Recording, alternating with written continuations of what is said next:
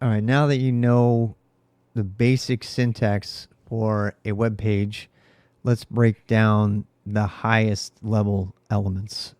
And we're going to refer to the specification, and we're also going to use VS Code to help us. So if you type HTML5, if you type HTML, you type HTML, you can see you can push the arrow keys up and down and go to HTML5 and hit enter, and it will actually fill out the beginning of a web page for you. And we're going to talk about what these are.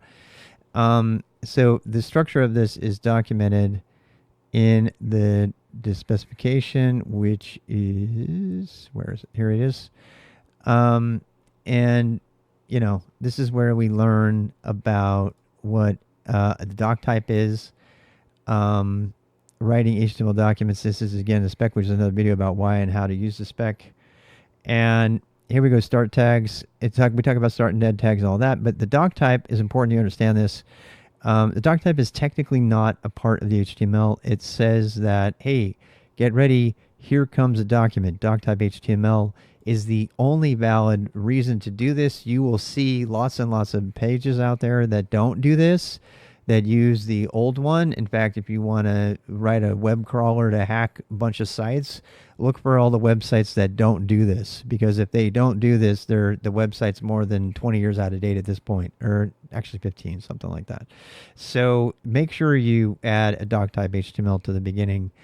The rest of the structure of a document can be summarized pretty simply by dividing the page into two main parts, the body and the head. I'm careful not to say header or heading. Those all have a very specific meaning in HTML. So that stuff is under the HTML syntax.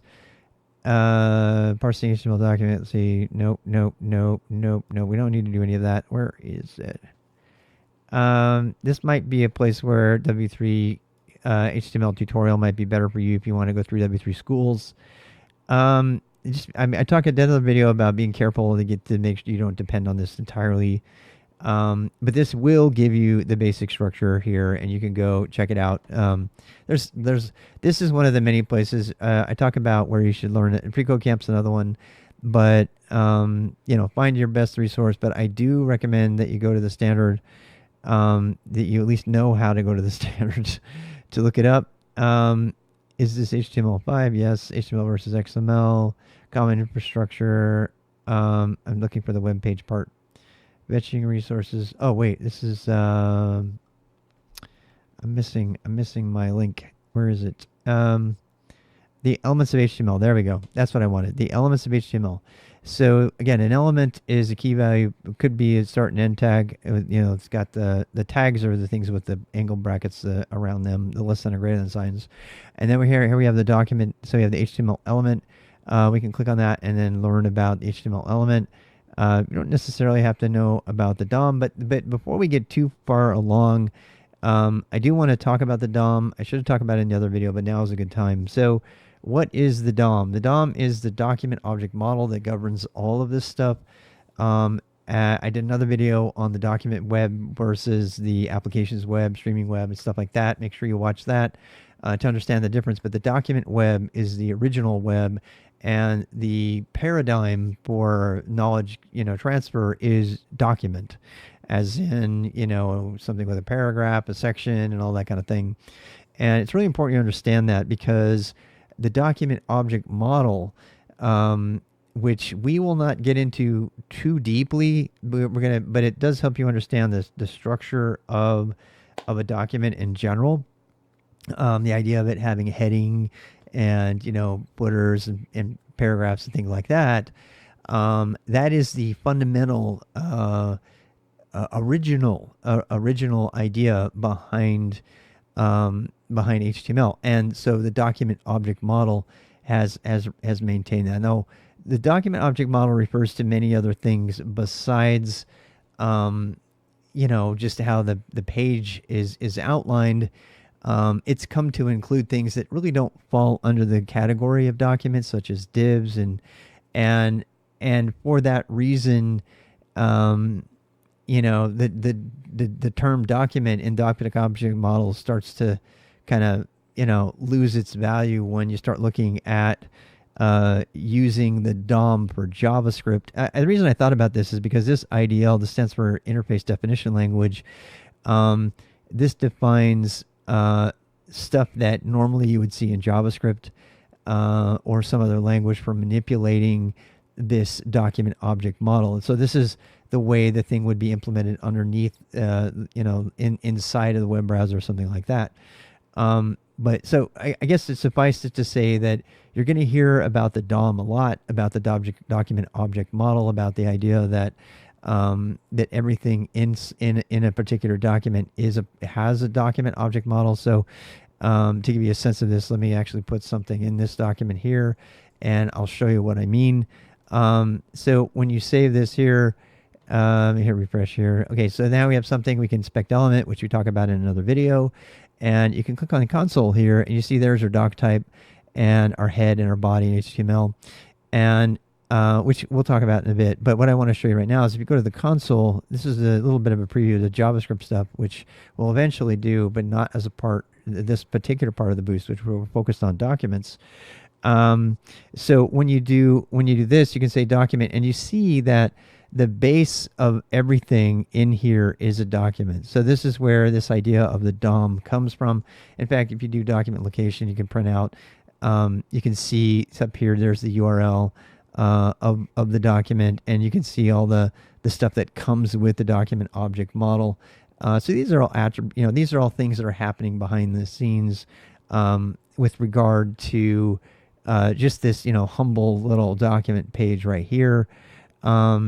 And again, I'm avoiding the temptation to drill down into all of this. Right now, we just care about the elements on the page, head and body. So let's go back and talk about that. So we see, again, doctype HTML is not an element. This is an SGML element, if anything. That's what's put the initial exclamation point. And then we have HTML element with its attribute defining the language. That's not mandated, but this particular template suggests we do that. We're going to talk about the UTF-8 character sets separately with the meta tag, but here is the head, which has non-printed stuff in it, and then we have the body, which has the stuff that appears on the page. The only place you see stuff in the head is usually in the title, which I talk about separately, and you see how it says document there. So we could change that to be whatever we wanted to. Let's go back and just finish reading the specification summaries for these other element types. So we have HTML, we have head. Let's read about that. So what is the head? The head is the first element HTML. It has to be the first, by the way. Documents iframe, don't care about that. Head element start tag can be omitted if the element is empty, or if it's first inside them. So you can actually leave the head element off, and as you saw, that's exactly what we did. We could do that and it would be added. We didn't in this one, but we could leave it off and be added. Let's see, it's a global attribute. It contains attributes that apply to everything. So here we go. So here is the head, and we can have the title in there. So let's keep going. Let's go back to the title. Okay, so this is so the base and the title appear in the head. Same with link. I don't know if we want to talk about and meta. We're going to talk about these when we talk about the head element. We're going to do a whole thing just on the head element. So let's jump forward to the body element. So the body element contains all of the body, and that includes the stuff that well, let me show you. So you're going to see me doing this a lot, by the way. We're going to be going out to the web page, just so I can find it. Here we go. Oh wait, I was right there. All right, here we go. So inspect element, and we're going to go to, here you can type document.body. Okay, see that, how it selected it? And now you can see, so I'm using the DOM, I'm using JavaScript, I'm using the DOM from JavaScript to look it up. And you can see now I can see the attributes from it. We can see that there was a script element injected into the body. This was injected by my dark reader. If I turn my dark reader off, well, I'll go blind, but that stuff will go away.